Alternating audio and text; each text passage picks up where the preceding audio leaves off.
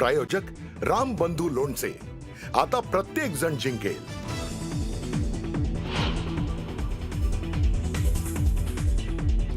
उपराजधानी नागपूरमध्ये आजपासून विधिमंडळाचं हिवाळी अधिवेशन। विविध मुद्द्यांवरून विरोधक सरकारला घेरण्याची शक्यता।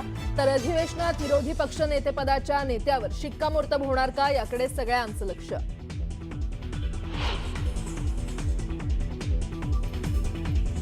विरोधी पक्षनेतेपदाचा निर्णय हा विधानसभेचे अध्यक्ष आणि विधान परिषदेचे सभापती यांच्या अखत्यारीतला।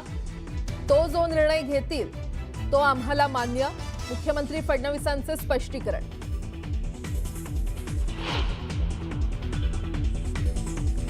विरोधकांना राज्य दिवाळखोर दाखवण्याची घाई, पण ज्या योजना हाती घेतल्यात त्या पूर्ण करण्यासाठीचे पैसे आमच्याकडे।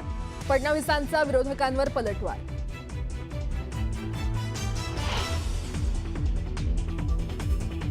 पद कोणतंही असो, काही लोकांना कायम पोटदुखी असते। उपमुख्यमंत्री पद रद्द करा या उद्धव ठाकरेंच्या मागणीवरून एकनाथ शिंदेंचा टोला।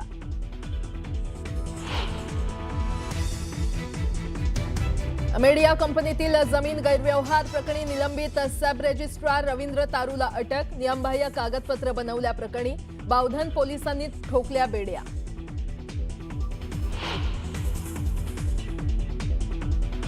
बायोपिक बनवण्याच्या नावाखाली घातला गंडा। 30 कोटींच्या फसवणुकी प्रकरणी विक्रम भट गोत्यात, पोलिसांनी केली अटक।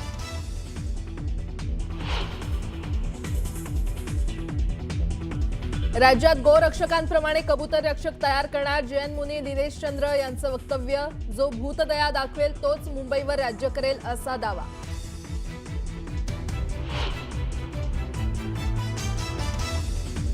नाशिकच्या सप्तशृंगी गडावर कारचा भीषण अपघात। 700 फूट खोल दरीत कार कोसळून चालकासह 6 प्रवाशांचा मृत्यू।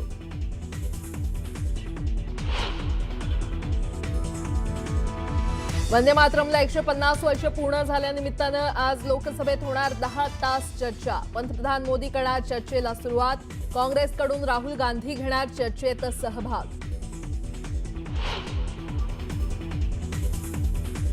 इंडिगो एअरलाइन्सकडून प्रवाशांना 610 कोटी रुपये रिफंड, तर 6व्या दिवशीही 650 पेक्षा जास्त उड्डाणं रद्द।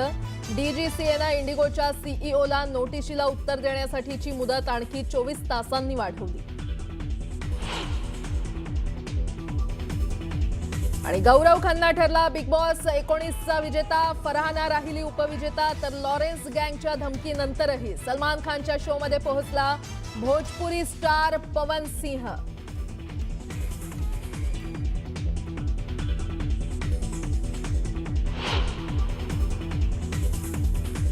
नमस्कार, सुप्रभात, गुड मॉर्निंग। मी प्राजक्ता तांडेल, तुम्ही पाहताय न्यूज 18 लोकमत। सकाळच्या पहिल्या बातमीपत्रामध्ये आपलं सगळ्यांचं स्वागत।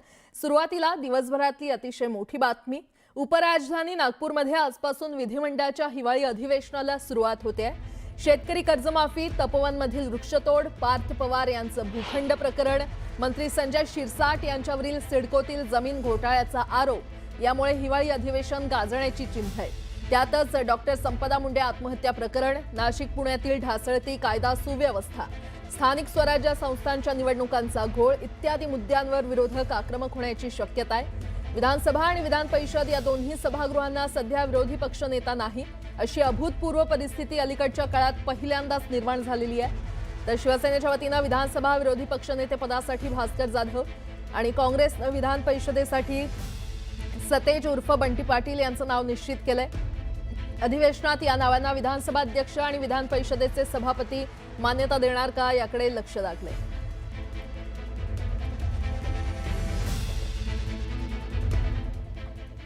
आजपासून नागपुरात विधिमंडळाचं हिवाळी अधिवेशन सुरू होतंय आणि अधिवेशनाच्या आधीच विरोधी पक्षनेते पदाचा मुद्दा चांगलाच तापलाय। राज्यात सध्या विरोधी पक्षनेता नाही, विरोधी पक्षनेत्याशिवाय पहिल्यांदाच अधिवेशन होतंय आणि त्यामुळे विरोधक चांगलेच आक्रमक झालेत।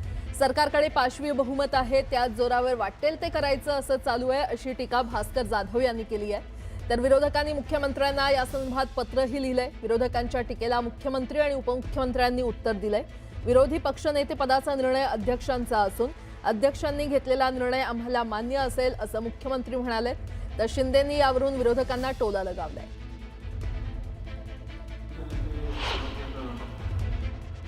त्याकडे खूप मोठ्या प्रमाणामध्ये पाशवी बहुमत आहे.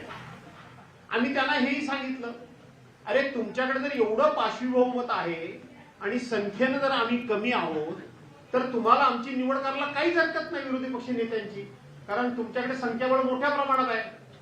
परंतु सरकार घाबरू नये, सरकार भिवू नये.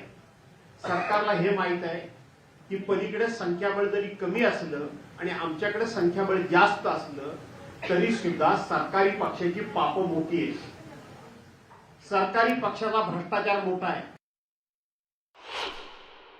विरोधी पक्षनेत्यांचा निर्णय हा सर्वस्वी माननीय अध्यक्ष महोदय आणि माननीय सभापती महोदयांच्या अखत्यारीत आहे.